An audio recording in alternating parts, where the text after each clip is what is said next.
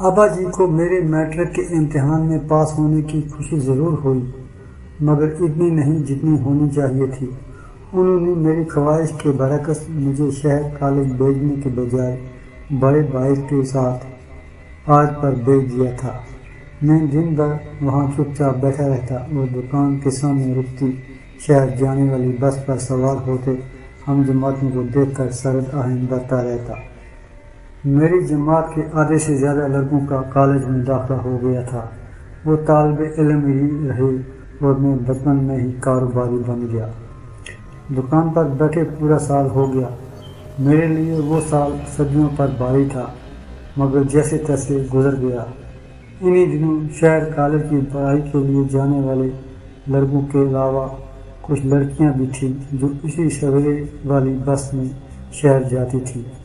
ان لڑکیوں میں ایک وہ بھی تھی جو رب کی اس کائنات کی طرح ہر لحاظ خوبصورت اور مکمل تھی۔ جب وہ دیگر سہیلیوں کے ساتھ بس سٹاپ پر آتی تو میں تمام کام چھوڑ کر اسی کو دیکھتا اور بس دیکھتا ہی رہ جاتا۔ میں حیران رہ جاتا کہ خدا نے سارے جہاں کا حسن ہمارے گاؤں کی اس لڑکی میں کیسے سمیٹ کر رکھ دیا ہے۔ پہلے جب ہماری نظریں چار ہوتیں تو وہ آنکھیں چرا لیتی، مگر گزرتے وقت کے ساتھ ساتھ یہ محبت آنکھوں سے نکل کر دل پر دستک دینے لگی اور ہم راہ رسم سے کچھ آگے بڑھ گئے۔ وہ فریال منظور تھی، کسی ماہر سنار کے ہاتھ سے بنے حسن زیور سے بھی زیادہ پیاری و دلکش۔ ہماری محبت کو پورا 1 سال ہو چلا تھا۔ ہفتے میں 1-2 بار ہماری فون پر بات ہو جاتی تھی۔ جب وہ بولتی تو صرف وہی بولتی۔ میں اس کا تصور ذہن میں لے کر صرف اس کی آواز سنتا، اکثر اس الجھن کا شکار ہو جاتا کہ وہ زیادہ پیاری ہے یا اس کی مدر آواز۔ ایک دن کہنے لگی، تم وہ ہو جس کے لیے میں اپنی زندگی قربان کر سکتی ہوں، زمانے سے لڑ سکتی ہوں، ہر حد پار کر سکتی ہوں۔ تم میری اب تک کی اور آنے والی زندگی کا سب سے بڑا اثاثہ ہو۔ خدا کے لیے میرا ساتھ کبھی نہ چھوڑنا، نہیں تو میں مر جاؤں گی۔ میں ایک چھوٹی سی آہ بھر کر کہتا، جس دن تمہارا ساتھ چھوڑنے کا سوچا، خدا کرے اسی دن مر جاؤں۔ ماہ و سال مٹھی میں بھری ریت کی طرح سرکنے لگے۔ گرمیوں کے حوص زدہ سہ پیر میں اور بھائی معمول کے مطابق دکان پر موجود تھے۔ اسی دوران ہمارا خانہ زاد عبداللہ ہانپتا ہوا دکان پر آیا اور گھبرا کر بولا، بھائی جان، حاجی صاحب کی طبیعت بہت خراب ہو گئی ہے، آپ لوگ جلدی سے گھر پہنچ جائیں۔ ہم بھاگتے ہوئے گرتے پڑتے گھر پہنچے تو ابا جی کی چارپائی کے ارد گرد لوگوں کا ایک ہجوم تھا۔ ہم ہجوم کو چیرتے ہوئے ان کی چارپائی تک پہنچے۔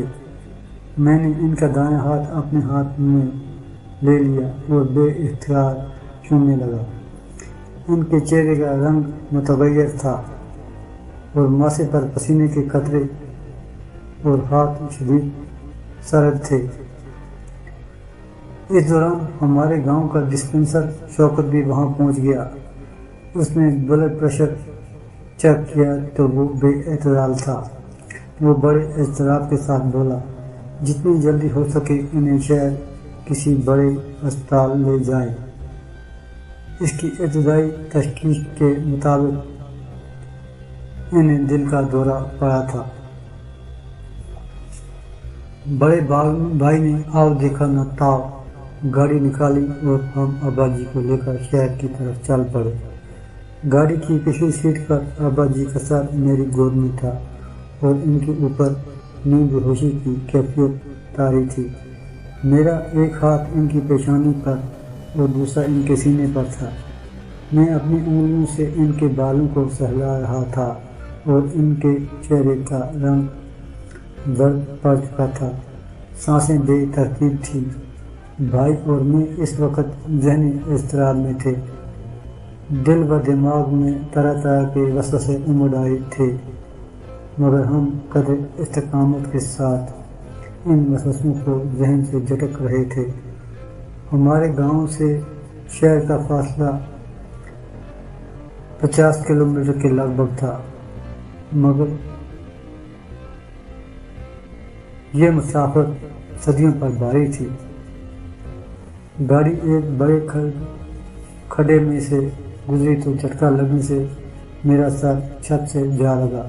ابا جی نے اس دوران خاصی تکلیف محسوس کی۔